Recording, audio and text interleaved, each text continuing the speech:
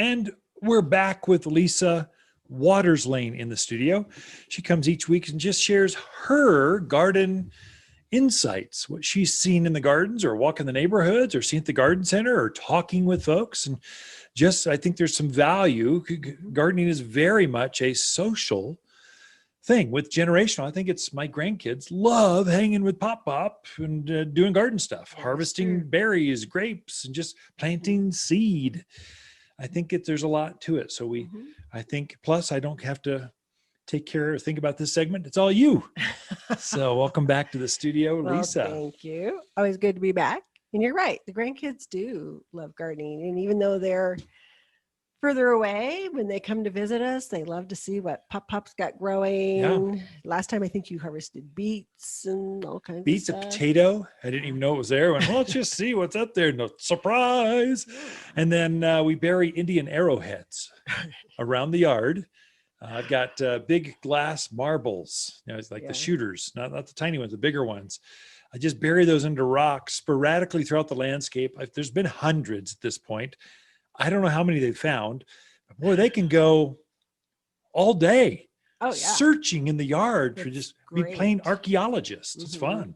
I think that the next people that move into our house, they're going to really wonder what was going on. Before we move, I'll bury some bones, just kind of different varieties, chicken bones and hog heads and all kinds of, they can kind of go, this must have been an old burial ground or something. Or no, just having fun with the grandkids. Amazon is a great resource, folks. If you got kids coming over, you want to teach them to be geologists, archaeologists, outdoors, gardening. It's an easy way. I buy big geodes. Yeah. And I give the older kids a hammer, like a pick, like an actual geologist hammer. Oh, yeah. And we can break geodes and see what's inside. It's like magic every time. That is true. And it's so easy to do. And amazingly enough, no children, grandchildren, or grandparents have been injured at this point. No emergency room visits yet. I know all the mothers are nervous every time I come over. Here's a bag of goodies for you. Have fun busting those babies up. It's the hammers and sledgehammers. The boys and hammers, they go together. So do emergency rooms. Thank you, Mom. It's surprising that some of us, I'm surprised I'm still alive. Yeah. It's just part of it's growing fun. up. Growing up. Yep. So anyway, enough about grandkids and yards and all that. Well, anyways, I went out the front door yesterday morning because I was we have a saucer out front that I used as a little bird bath for the birds. So I was going out there filling it. And I happened to look in our one big pot by the front door and I could see just peeking up is our Ito peony that we have out there. I was sharing that earlier. It is exciting. Gets the gardener going. It's like Christmas. Every year they come up out of the ground and go, it's going to do it again. We're always surprised. But our Ito is beautiful, absolutely beautiful. And I love it because this time of year I can put some little pansies and that kind of thing around the pot. So I got a little color going in there while I'm waiting for that peony to come up and show. And then that peony is so gorgeous and big. By the time it's up there, I don't need anything else in that pot. Yeah, it pretty much overpowers. This is a big pot. It's probably 2 feet across, 3 feet high. And so it takes a big plant to keep things in perspective, keep it balanced. And so it does it every bit and then some. Yeah, and beautiful when it blooms. It's kind of a burgundy double bloom. But the thing I like about it too is even when the blooms are gone, it has a really cool foliage. Yeah. Is it foliage or foliage? Well, it depends if you're English. Potato. Yeah. Okay. But the foliage on it is really cool too. Just a really neat shape, big leaf. And so you get to enjoy that too. So it's a really good plant for our area, whether you're peonies, whether you're putting them in a perennial bed, whether you're putting them in a container like we did. They're actually pretty versatile. I saw a truck come in. So a big load of plants. In fact, I was Instagramming some of that earlier. Just new plants are here. Didn't really name them. Didn't spend a lot of time because you're dealing with Instagram, folks. Attention span's like 6 seconds. But trying to show folks things are coming in. Here's some new things. Did we get, what are some new, did we get any? We got 20 different varieties of peonies. Oh my gosh, that's awesome. That's good. Yes, very cool. So 3 different varieties of the Ito, which is that great big one. pink, dark pink, and a yellow. Cool. I So love the really fragrance cool. of the yellow one. Yeah. That's amazing. It's a nice one. And then, like I said, 20 different varieties of the others. English peony. Got it. More traditional. And now, yeah, the thing about those is people are going to come in and go, where's the big, beautiful peony? Yeah. Well, right now they're just little shoots like in my pot, but Right. they are going to grow up and be big and beautiful peonies. So it's a great time to get them, to put them in the ground, in your pots, get them in your perennial beds. It's a good time to be planting them. I was telling folks too that peonies typically, especially English, they have to be minimum 2 to 3 years old for they're old enough to bloom. These will all bloom this year with this rootstock. It's fully rooted. Put them in the ground. Make sure there's drainage because peonies they're drought hardy. Oh yeah. Make sure you've got plenty of drainage, and they will bloom consistently for you every year thereafter. In fact, it's a long-lived plant. They can live the Ito. I'm hearing 20, 30 years in the same spot. So put the work into planting it correctly when you first put it in the ground, because it's going to be there probably for as long as you're going to be in that, taking care of those gardens. Yeah.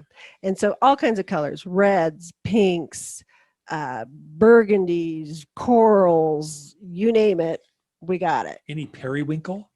Sure. As a man, that actually sounds, it's hard to pronounce, periwinkle. Isn't that violet or purple or blue? We got one called Raspberry Sundae that just made me want to buy it right away. Pink Hawaiian Coral, which is definitely more that orangey, pinky color. Very nice. Lots of different reds, beautiful dark reds, lighter reds, more of the burgundy, orangey reds. So everyone thinks of peonies, taking those out and then long stems, put them in a vase. But what's really pretty, if you treat peonies kind of like a dahlia, we've got a big crystal bowl that we have. It's just beautiful. It's this cut glass. It's a stunning piece of art by itself. Then we fill it with water and float a big peony flower in there, or 2 or 3, depending on just to have them float there. It's pretty. It's beautiful. And it's a centerpiece of everything. You can't go by without going, ooh, that's neat. What is that? And we do that with dahlias later in summer. It's peonies first, and it's dahlias, and it's more hibiscus. Just varies by the season. Whatever we can find. Yeah. Well, we also got in the Meringue lilac. Oh, good. Which is a really nice shrub size lilac. It doesn't get as huge, but it stays a little more compact. Great for the smaller yards. Yeah. And great in the fact that you get 2 to 3 bloom cycles out of it. If you treat it right. Give it food. And even when it's not in bloom, it's just a really nice little shrub. Yeah. Mainly it's low maintenance. Right. The regular standard lilacs that your parents grew, these are way above head high. They're way up there.